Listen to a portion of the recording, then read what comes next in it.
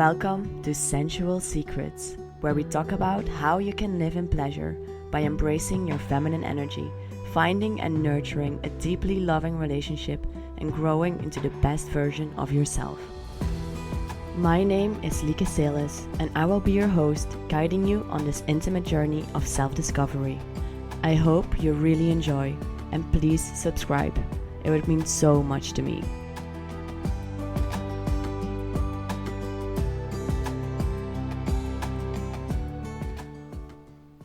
Hello, beautiful souls, and welcome to a new episode of Sensual Secrets. Today I want to talk about codependency and setting healthy boundaries within your relationship so that as a woman we can reclaim our power with our inner masculine. And I want to talk about this because this codependency topic is very top of mind for me at the moment in my relationship. And the way it's showing up mostly is the way that we are taking care of each other or the way that we are being taken care of, the amount of energy that we are giving each other and that we are receiving. And so how and which aspects that we can balance that out by setting healthy boundaries for ourselves as individuals, because it's so beautiful to be in a loving relationship where you want to spend all day, every day with your partner, but it's also really important to just come back to yourself, come back to center, and to honor your own individual needs. And what I'm practicing at the moment is setting healthy boundaries and taking enough time to myself to come back to center, and for my partner the same, so that we implement these things before we feel as if we're out of balance, and how to integrate that into our daily life. That's what I'm working on at the moment. Just to sketch a little bit of our background so that we get an idea of where these tendencies are coming from or where this balance in us is showing up, is first of all in our childhood. I am a younger sister. I've been the youngest child, and I've always been the one being taken care of as being the youngest. You're always the little one, and I grew up with a very strong and dominant sister who always knew what to do, so it was very easy to just follow in her lead or in her path. And I've always been my mom's little girl, and so that is a character, a persona, an identity that I've been carrying with me, which I've been letting go of in these past few years to become a beautiful leader who leads other women into personal growth.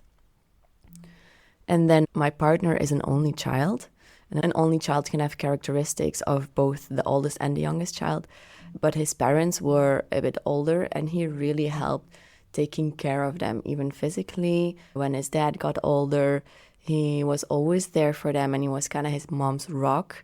She could lean on him, and she could count on him. So he had to grow up faster than you normally would and help to take care of your parents. And this act of service is very much his love language now. So he's always being of service to the people that he loves and taking care of them. And so next to that, we also have this masculine-feminine polarity going on in our relationship.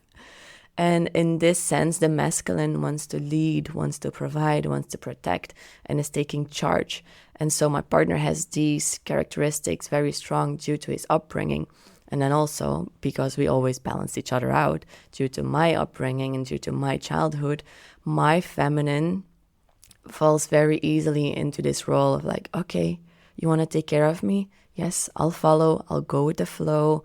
I will inspire you and we will collaborate on which way we go.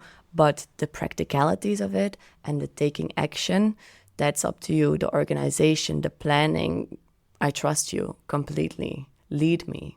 And so because of this dynamic, we both go more and more into this polarity until the point that we're like, wait a second. He feels as if he's always taking care of me. He is leading the ship and he is organizing our lives in the practical manners. And I feel as if I'm giving away my power in making decisions, in just getting my own life in order, because I feel as if I am depending too much on him to put our vision or our dream or our life into materialization, into action.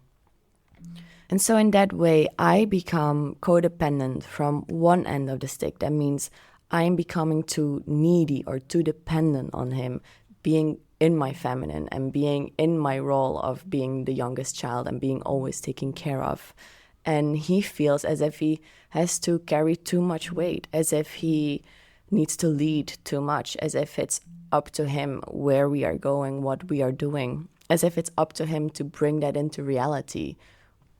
And so the moment that we both feel as if I'm losing my power and he feels as if he's overwhelmed with this, that means that the balance is off for us individually.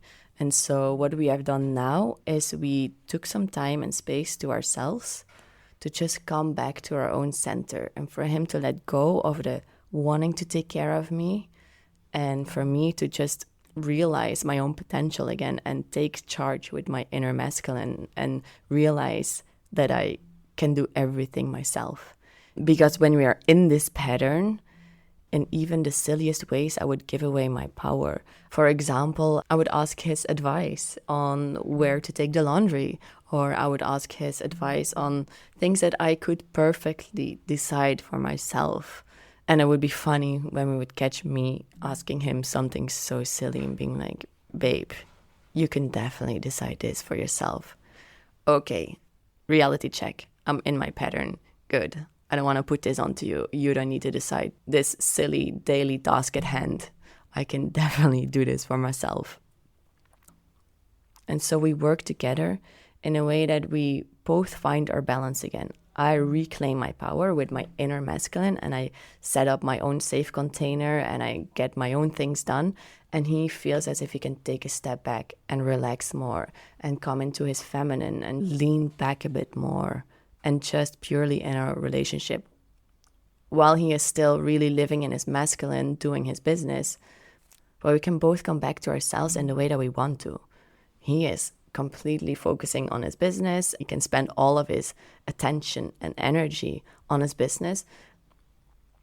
And the first thing that I did when we took some time to ourselves was to go to a feminine embodiment practice to just really honor my feminine and so that I could work from a place of flow afterwards. Because when you spend a lot of time together, you always find the middle way of what works for the both of us. And then you feel like you're compromising too much.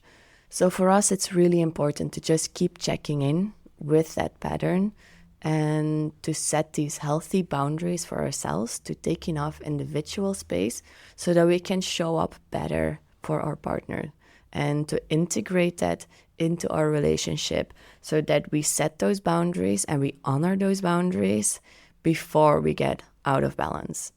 And I'll leave it at that. Have a beautiful day.